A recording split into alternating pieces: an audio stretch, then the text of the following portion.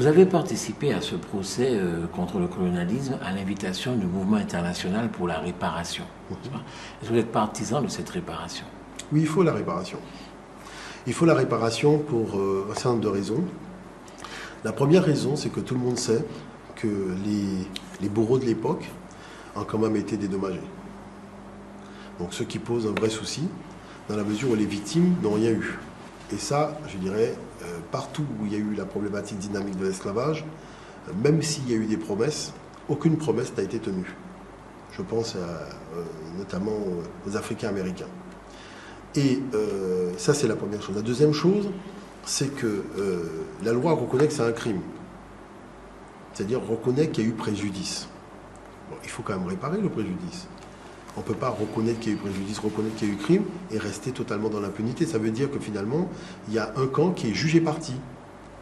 Et là, c'est difficile de pouvoir faire prévaloir le droit lorsque un camp est jugé parti. Très compliqué.